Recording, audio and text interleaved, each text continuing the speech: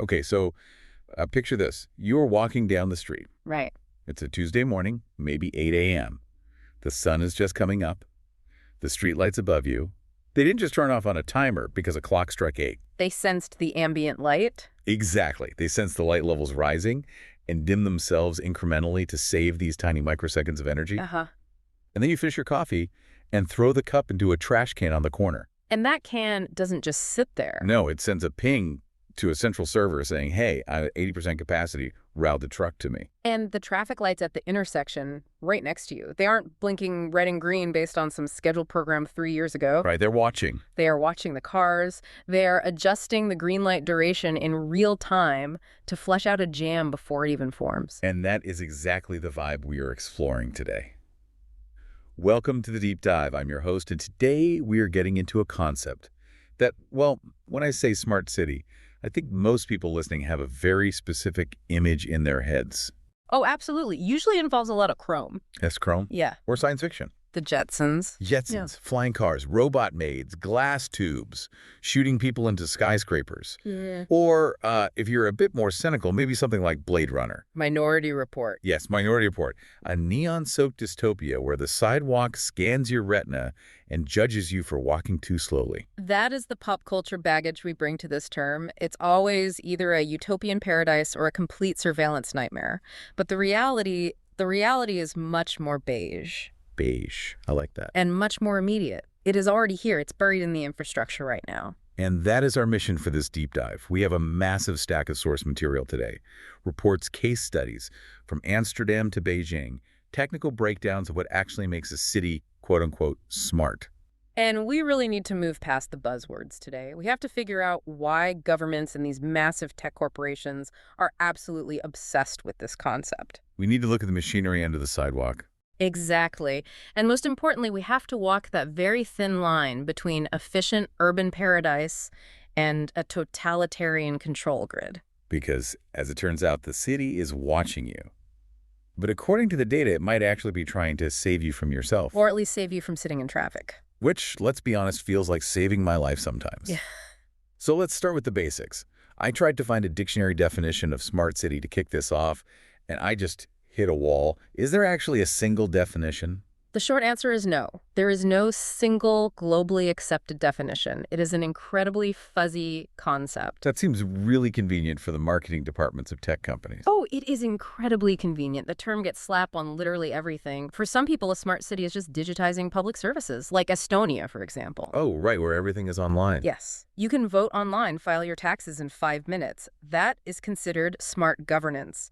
But for others, it's not smart until you have an AI managing the water pressure in every single pipe in the city. So it ranges from a really good website all the way to Skynet.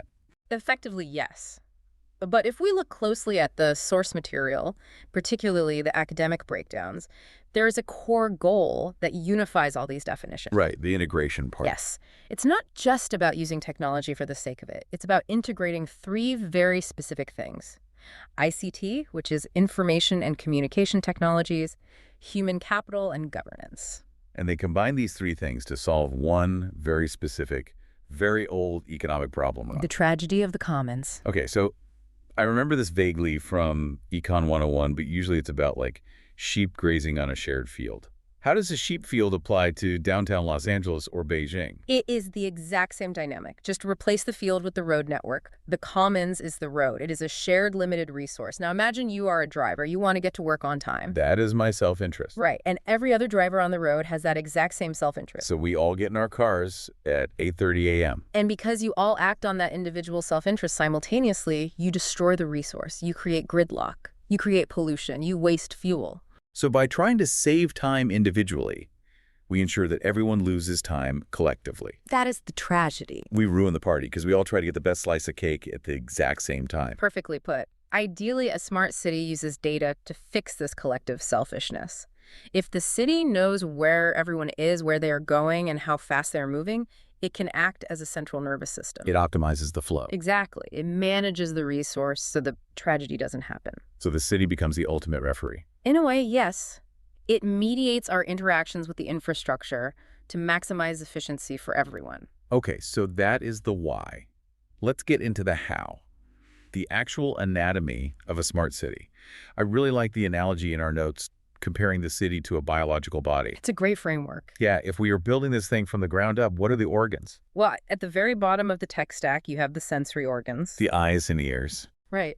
In a human, this is your retina, your eardrum, your nerve endings. Yeah. In a city, this is the hardware layer. Cameras, obviously. But also smart meters on your house, air quality sensors on lamp posts, RFID tags on cargo loop detectors embedded in the asphalt to count cars. I even read about acoustic sensors that can detect the sound of a gunshot and triangulate the exact location instantly. Yes, shot spotter technology and things like it.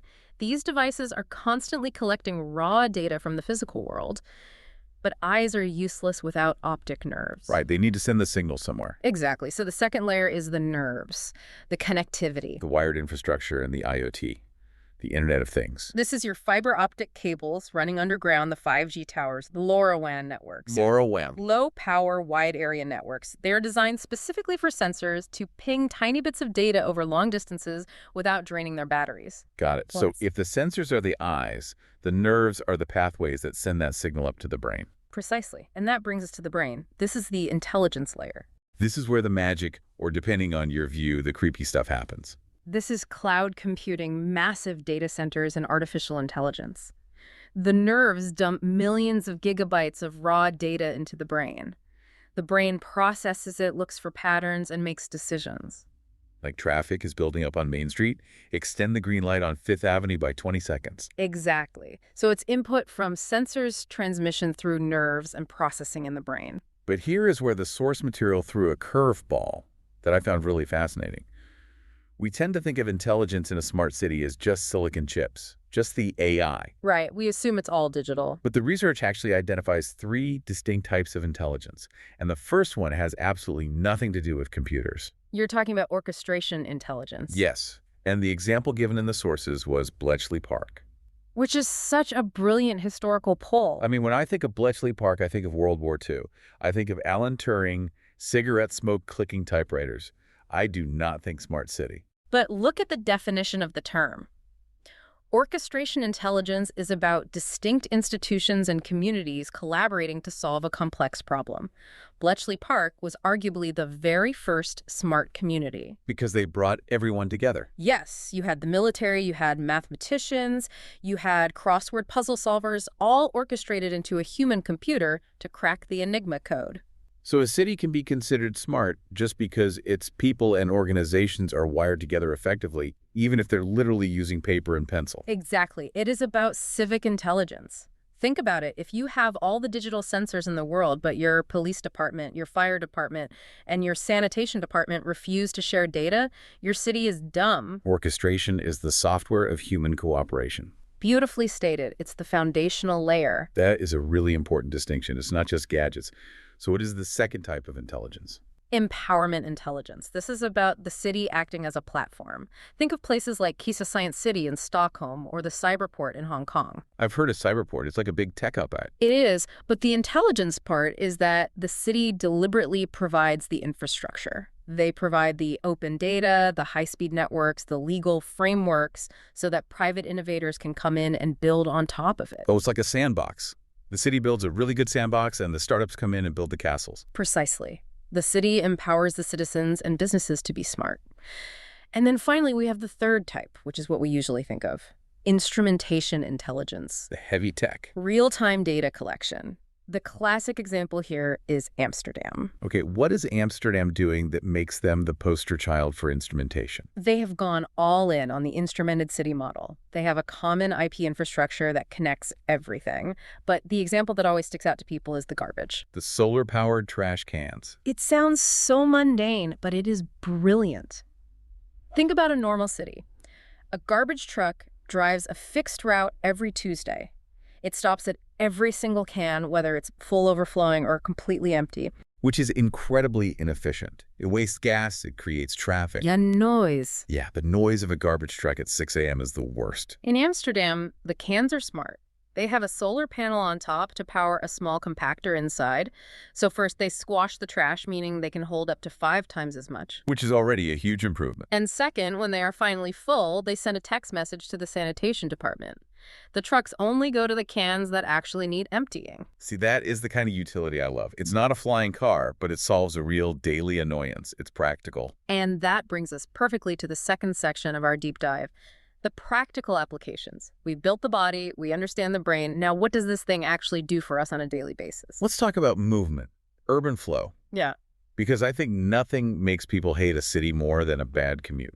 Traffic congestion is actually the #1 driver for smart city adoption globally. It costs billions and billions of dollars in lost productivity every year. So we are seeing the massive rise of smart mobility. And to see the cutting edge of this, you really have to look at Asia, specifically China. Yes, the city brain concept. Right. This was championed by Alibaba. Right. Yes, it started in Hangzhou, but it has been exported to places like Kuala Lumpur in Malaysia. How is the city brain different from just a normal traffic control center with cameras?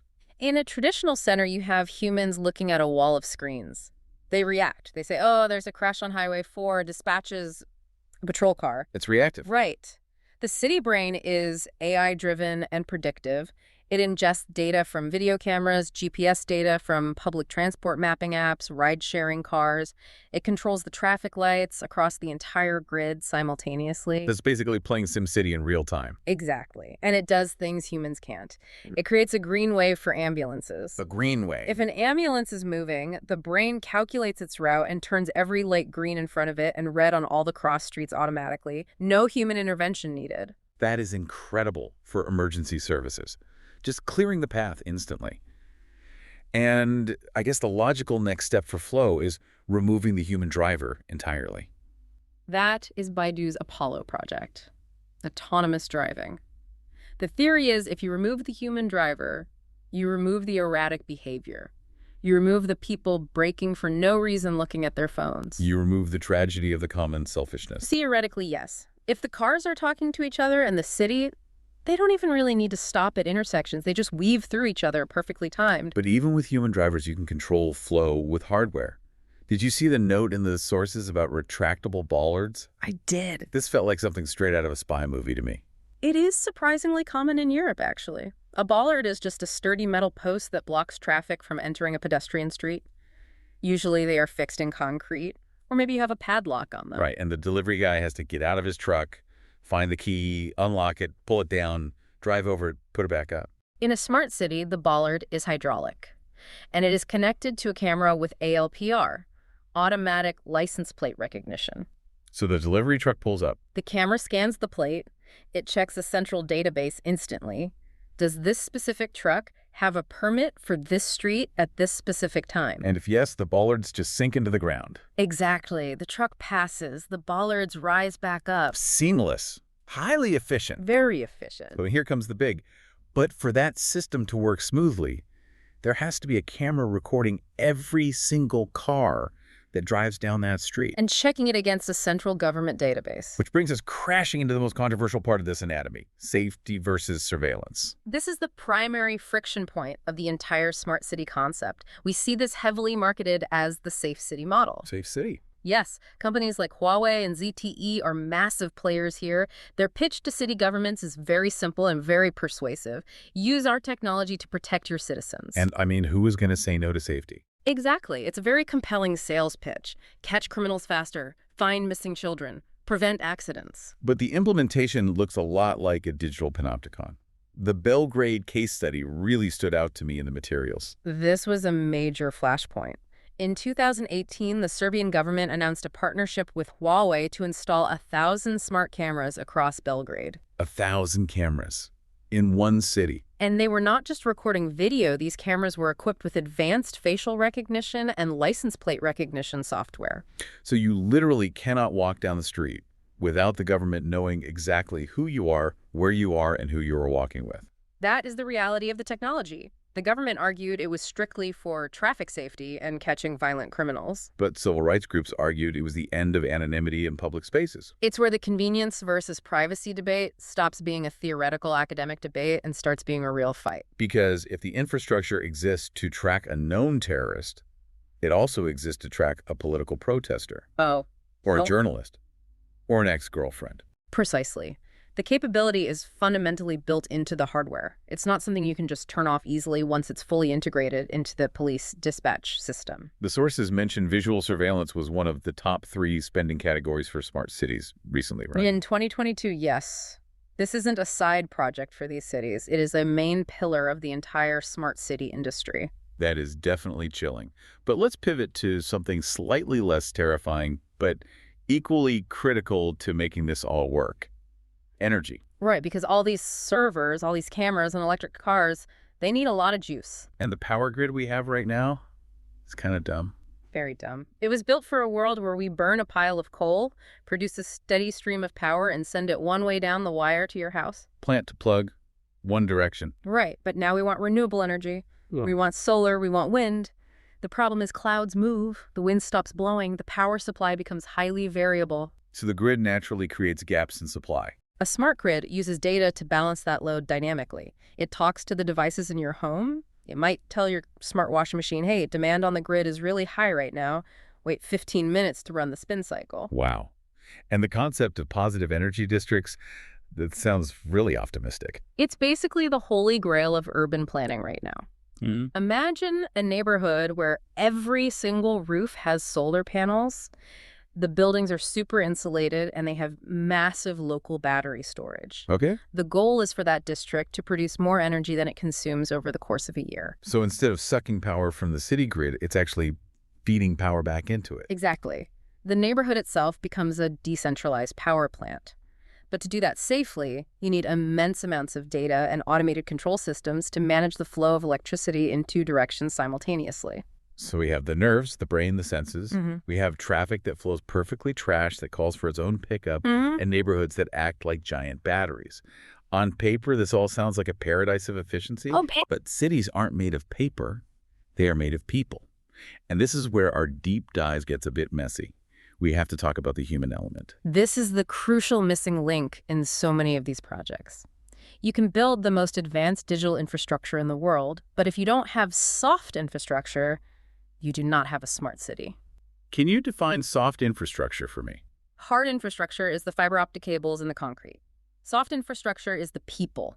It's the local culture, the education levels, the technical literacy of the population. So it's the human capacity to actually use the tool. Exactly. If you launch a brilliant citywide app for reporting potholes, but 40% of your population is illiterate or elderly and can't use a smartphone, your city isn't smart. It's just exclusive. That's a really great point. It reminds me that the Taiwan model that was detailed in the notes, they added an extra letter to the standard acronym. Yes. So in government procurement circles, we always talk about PPP, public-private partnerships. The government and business working together to build something. Right. But Taiwan promotes the PPP model. Public-private people partnership. It sounds like a catchy marketing slogan, but it fundamentally changes the architecture of these projects. Instead of the government treating citizens like passive users or subjects to be managed, they treat them as active co-creators. Partners. Yeah. How does that actually work in practice? Look at the city of Tainan.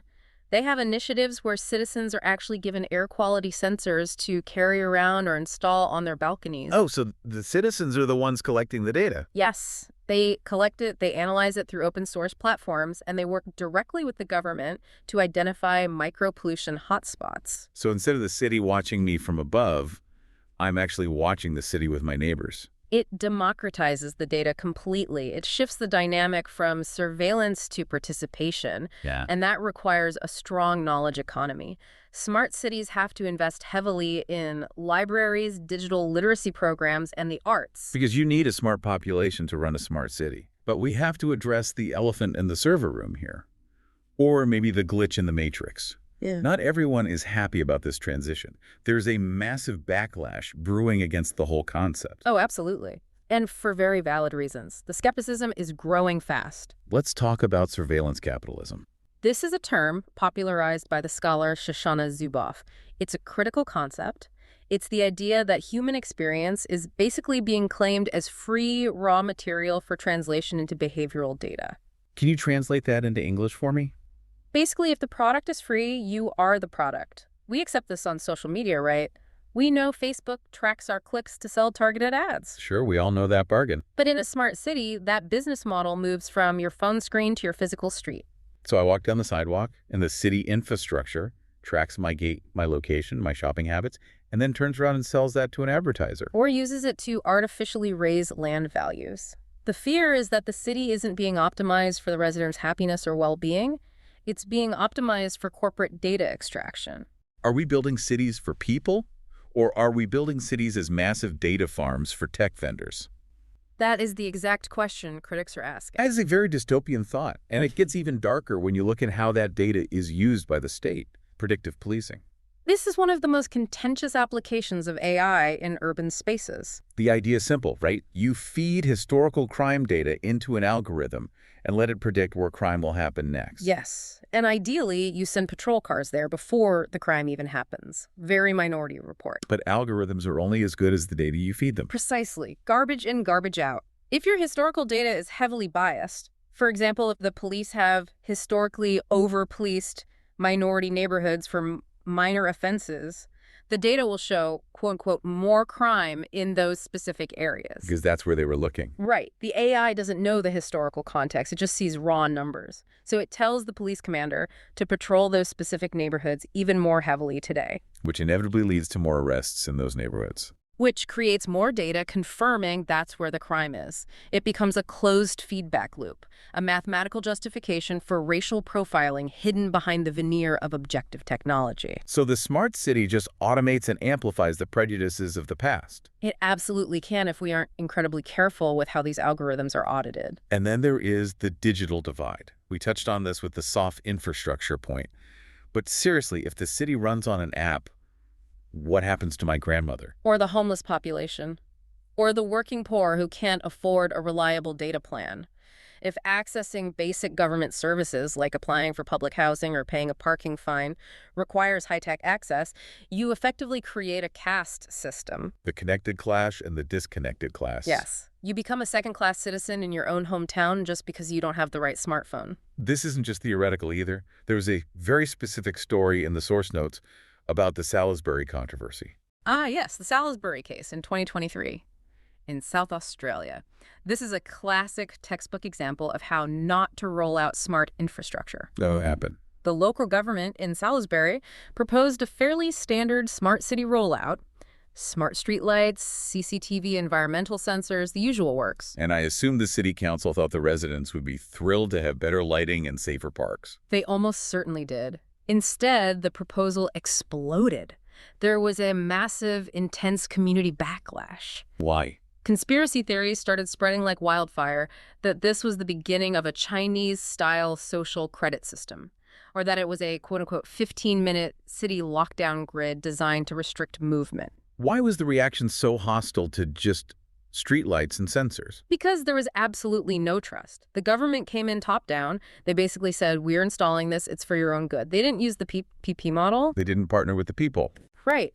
When people don't understand the underlying technology and they already don't trust the government's motives, they will inevitably view smart features as weapons of control. It really shows that you can't just engineer a city like it's a motherboard. You have to govern it. Trust is the actual currency of the smart city. If you spend it all or lose it, the whole system fails no matter how good the tech is. There's one more major risk I want to highlight from the deep dive materials. We've talked about hacking, which is obvious if everything is online, but the lock-in effect. Vendor lock-in. This is a huge economic trap for municipalities. Explain how that works. Imagine a mid-sized city signs a massive 10-year contract with a giant tech conglomerate, let's just call them megacorp, to run their traffic lights, their water sensors, and their emergency dispatch systems. Okay, they hire megacorp. They install megacorp's proprietary sensors, proprietary software, and proprietary servers. Right. 5 years later, the city wants to change how a system works. Or maybe megacorp suddenly jacks up the maintenance prices by 40%. The city decides they want to switch to a different, cheaper software provider. But they can't. Exactly. Nothing else on the market is compatible with megacorp's physical sensors. Because the code is closed. Right. To switch providers, the city would literally have to dig up every single street and replace every physical sensor in the asphalt. It's prohibitively expensive. So the city's completely trapped. They effectively lose their digital sovereignty to a private corporation. The corporation dictates the terms of the city's infrastructure. That is terrifying. It's like being trapped in the Apple ecosystem, but instead of your photos, it's your entire municipal water supply. And finally, there is the deep environmental irony of all this. We say these cities are green, we love the solar compactors in Amsterdam, but the infrastructure itself has a massive physical cost. Like the Jevons paradox. In a way, yes. Think about the brain we talked about. The massive data centers required to process all this real-time AI data consume colossal amounts of electricity and millions of gallons of water just for cooling the servers. Right, the cloud is actually a physical building somewhere burning energy. And the millions of physical sensors require rare earth minerals, lithium, cobalt, copper. Mining those materials is devastating to the environment. So there is a real risk that the environmental footprint of building the smart city actually outweighs the energy savings from having smart street lights dimming at night. It is a very precarious balancing act. Every single efficiency gained has a hidden physical cost somewhere else on the globe. So bringing this all together, we have the nerves, the brain, the senses, we have the incredible flow of traffic, but we have algorithmic biases and vendor lock-in and surveillance capitalism. What is the final verdict from the sources? Where is all of this actually going? The overarching consensus is that the technology itself is inevitable. We aren't going to suddenly stop putting microchips in things. Moore's Law doesn't care about our privacy concerns. But the application of that technology, that is entirely a political choice. So we are standing at a fork in the road right now. We are. And one path leads straight to the technocratic city. What does that look like? A city entirely run by algorithms. It is hyper-efficient. It is clean. It is cold. It's a place where the human citizen is reduced to just another data point to be managed and optimized by the system. A city that flows perfectly, but where no one is truly free from observation. And the other path? The human-centric city. This is a city where the technology is almost completely invisible. It operates quietly in the background, not to control us, but to support human flourishing. Like clearing the traffic so we actually have more time to spend with our families at home. Exactly. It monitors the air quality so our kids are healthier. It empowers the citizen to participate rather than just harvesting their data for profit. It's the difference between a city that just watches you and a city that actually sees you. That is a profound way to put it, yes. So here is my challenge for you listening to this right now. Next time you are waiting at a busy intersection on your commute, just look up. Don't just look at the red light. Look for the camera lens mounted next to it. Look for the little gray box bolted to the street lamp. Look for the subtle sensor on the side of the trash can. And ask yourself a simple question. Is this serving me?